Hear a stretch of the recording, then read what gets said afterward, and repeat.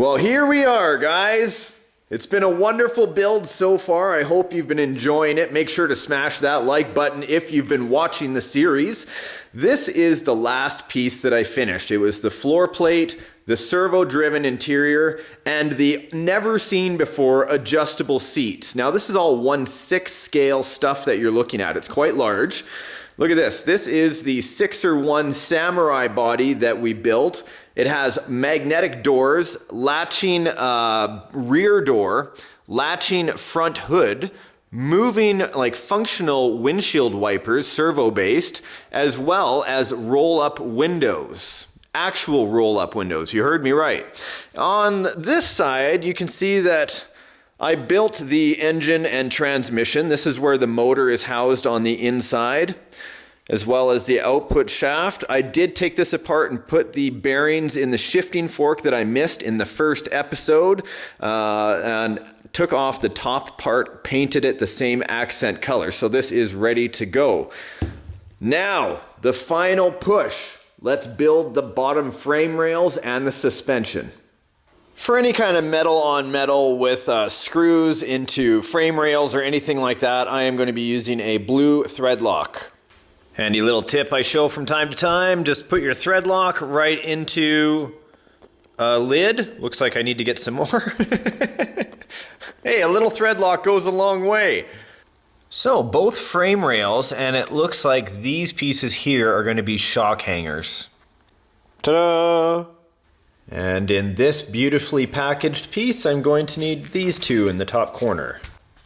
And these ones, this one, and this one. Come back here. The first bag we need is the M3/8 to install 2 into this back rail bracket. Isn't that a nice perch?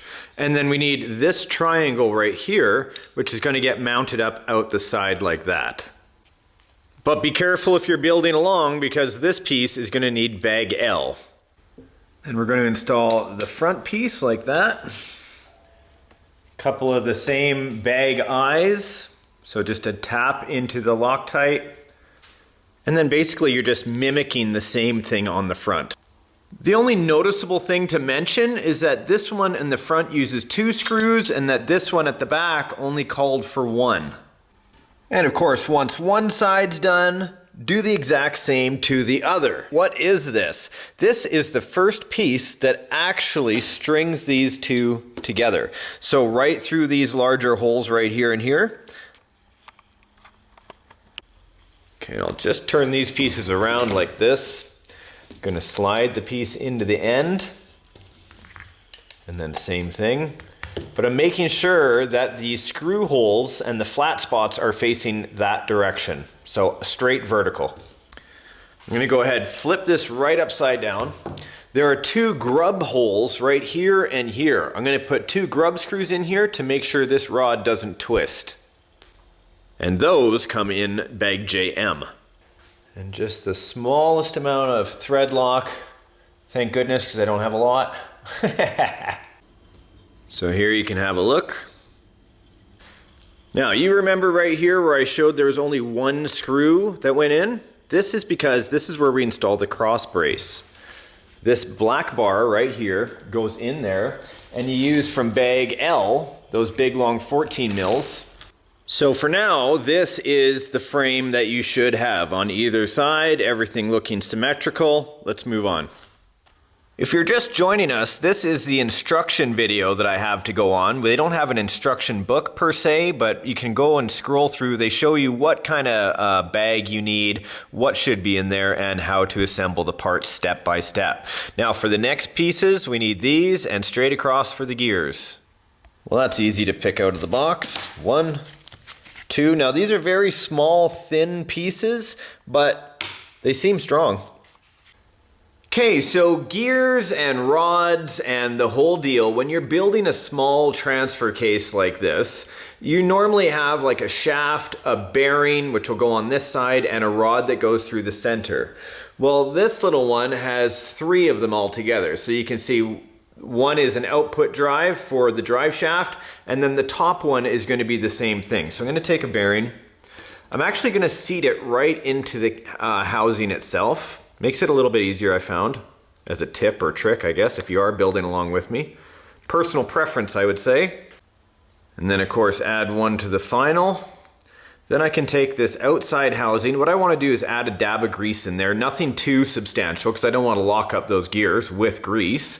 And then cinch this down on the outside. A side note, look how amazing and thin this is. That is just incredible. I love this. So then you want to get a little drive cup. Now if you're looking for the pin in the JM bag, mine is actually in the drive cup itself. So I'm going to back out that screw and I'm going to identify which side of this housing I need. And it's these two on this side, top output drive, that's where I'm going to attach this cup. And then if you look really closely, there are 4 little holes here with 4 little pieces that I need. And a whole bunch from this tray down in this area. So specifically this piece, that piece, these 2 pieces, this under bracket, and of course this piece right here. Okay, you're about to get teabagged. This is easy, 2x8s. I need to make the mount for this output drive to be actually on the frame. So this is the first mounting piece. We're going to be hooking this up to the 2 holes that are here and using your teabag to pull out 2 8-inch or 8 mils and sinking it deep. Thread lock all day, every day. You don't want this stuff coming apart on you when you're out on the trail. So a little thread lock now will save you a lot of heartache later. And then attach the other arm to the other side, and this is pretty much what you're looking at. When you go to drop it in, make sure that the silver bar is facing the right way, and of course the output drive is also facing the correct way. It's going to go right here. I'm going to install it with 2 screws on either side from bag J. Enter in this little piece. This is a small bracket that I just put on to something quite interesting. What could this be used for? Once you make the bracket, get out a standard steering servo that's powerful, make sure it's in the neutral position, and then get it mounted up. Now bag W has the extra long screws. That's what I need for the servo mount. Now remember those 4 little small pieces? Have a look. They turned out to be spacers, just like that. And then I noticed on the top of this arm, it says differential system. Okay, and you'll see in the frame, there are 2 mounting spots, 2 holes right there. Wow, out of focus there, right there, and then opposite on the other side. I'm just gonna go ahead and drop this in. Come on, get in there. With one hand is a little bit more challenging. Put 2 screws in there, I believe from bag J.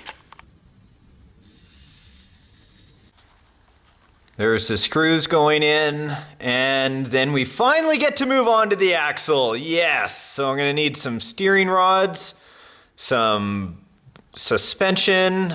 Okay, lots of pieces to lay out. Yes. Please add grease to the axles. Okay, so there is the steering axle, and there are the parts that are needed. Here's my screwdriver, by the way, just to give you an idea how big that axle really is. It is a giant. Plus, also have a look at the steering rod here. This is a behind the axle steering rod. They all come with rubber grommets, and like it's rubber on the outside, but obviously some sort of metal on the inside. So you don't really have any kind of squeaking or wearing out issues when you're on the trail and things are getting dusty and dirty. What I'm going to do is I'm going to use 2 of these screws from bag K, and I'm going to thread them in here and here, attaching this steering rod. This is what that will look like. So it's from underneath up. So I did use thread lock on those, of course. Now, speaking of those little shafts and rubber grommets, I'm going to need these ones right here. I'm going to start installing them into these links. So rubber, rubber, rubber, and then that sleeve in each one. And then I'm going to take one of these, I'm going to stand it up, and the secondary part looks like this. Okay? Capo is always known for unique stuff. Look at this. It goes right over those rubber eyelets or grommets. I'm going to have to do this with 2 hands. Just like that. Now, both sides are done and screwed together. protecting the steering rod with this indentation right underneath like that. And then over to the bags that have got messed up over the last few days for the 22mm screws. And they are both attached. You can see moving independently and freely. You guys must be noticing the disc brakes on here, maybe possibly excited about seeing calipers on here. I don't see any calipers in the kit, but you never know. The way Capo does designing, they may have something in the hopper already, especially because it already comes with them. They're gonna look great behind their beadlock wheels. And then I'm gonna bring that axle in, slide it right underneath. And you can see these two hangers here. That is where these are going to be put in with 2 screws from bag M and a nut on the other side. And then once that is attached, I have to install the panhard bar, but not before I show you. I attach the rear axle as well. Dun, dun, dun. That is super cool. Everything you're looking at, nothing is plastic, guys. It's all alloy or metal of some sort. Like even these outside hubs, metal. Listen. It was only while trying to figure out what the heck was going on with the steering system that I really realized what a complete fool I had been. It says differential system on it because all of it is the differential system, and this will be the cable pulling horn. I thought earlier that this was going to be some sort of unique steering horn because Capo usually does some sort of cable driven steering, but it turns out that that is not the case for this back servo. So I've actually swapped it out. Since this is the locking mechanism for the differential system, this is the deco servo I was going to use. Not as strong. It didn't need to be a super heavy steering servo, but instead I thought I'd catch you up to date because, man, the panhard links up on a frame mount, of course, right down to the axle. Now the axle has a small hole right here, you can see. If I move this out of the way, right there in the center, that's where the panhard's going to line up. Being a 6 scale, everything is easy to see, so there is the panhard in place. Then I'm able to introduce these beautiful shocks. Now I've already gone through and filled these with oil. They come pre-assembled and all you have to do is fill them with oil from the top. So the shock mount and the spring perch, you are used to seeing them get installed this way, and I'm sure if you wanted to you could, but actually in the instructions they show you doing it the other way, so shaft side up.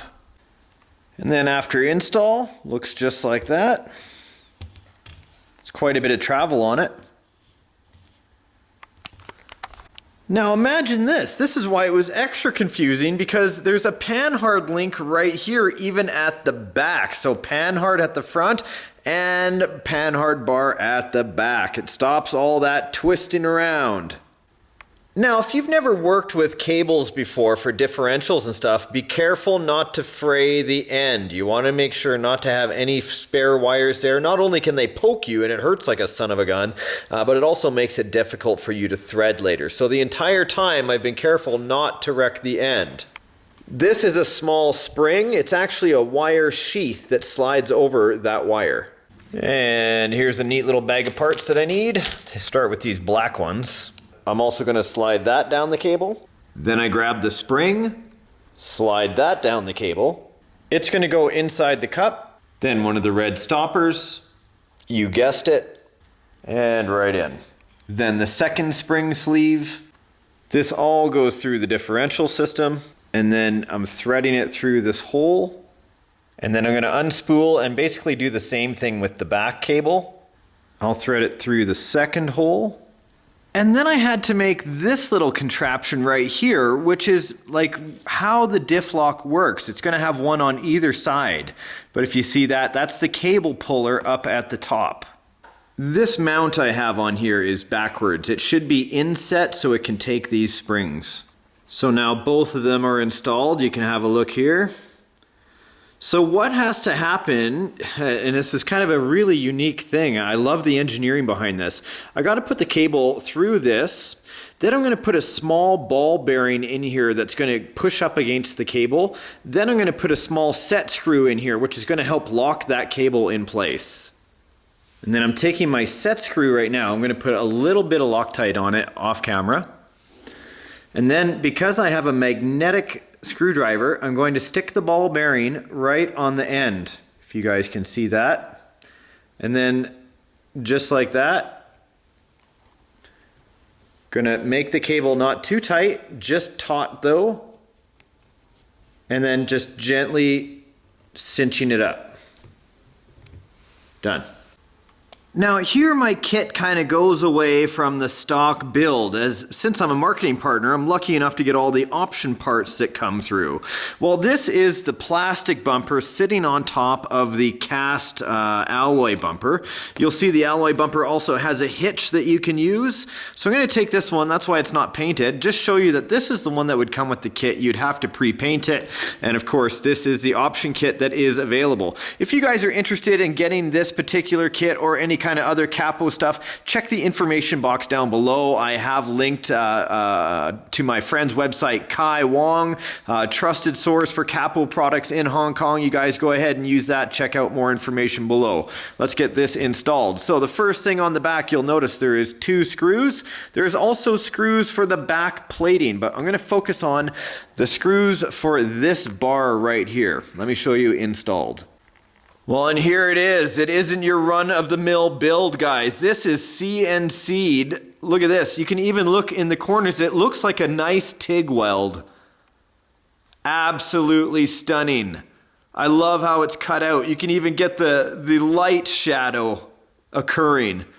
Look at this back here. You're probably bugging me right now going, hey, why didn't you take your Sharpie and color those in? And truly, just for today's ease of use, and I don't have the Sharpies with me, but I believe that these lights, like the reverse, the left, all these, they're going to light up the color that they are. Then when I confirm what color they should be, then I'll crack it open and color it in the way it should be done.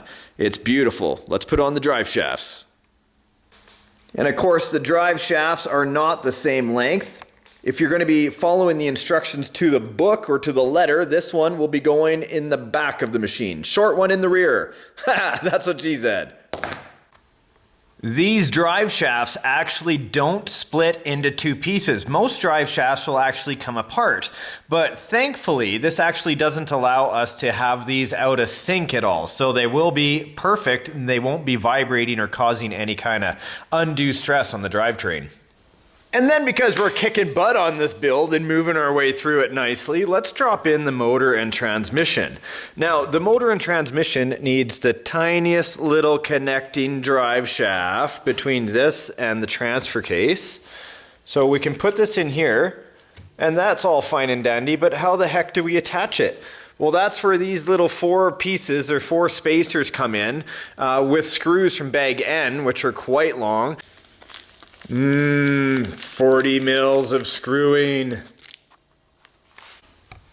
Right under the spring perch. That's where the longest screw goes, straight through on either side, and now you have a suspended engine. And then the 4 springs, ta-da, whoa, wow, everyone's okay, settle down, I signed the waiver. These are ready to get installed. One right there, and then of course on all 4 corners where those spring perches were. I'll have to recover the other spring.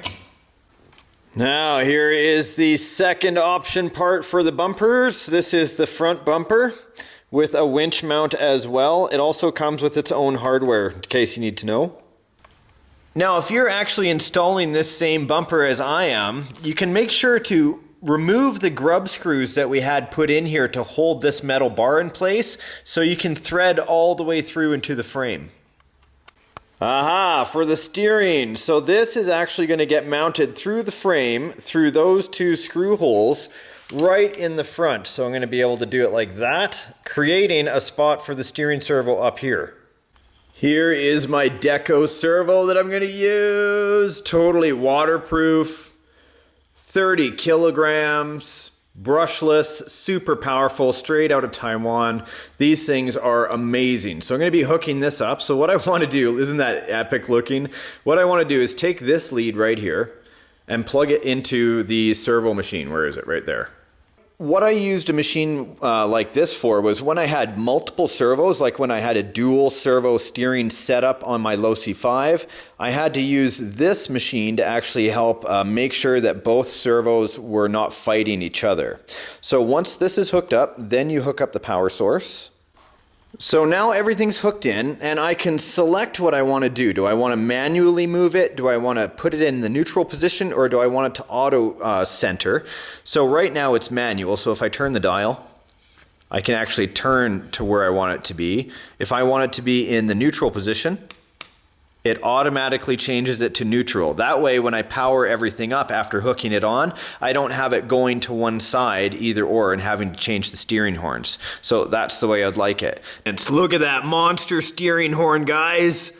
Wow, this is the steering rod that's going to control that front horn of this axle right here. So I'm finally off the stack of tires and looking forward to the next episode when we can bring this chassis and of course my driver and this cover that was absolutely amazing to assemble and to, you know, just experience on video altogether, and then marry it to this chassis.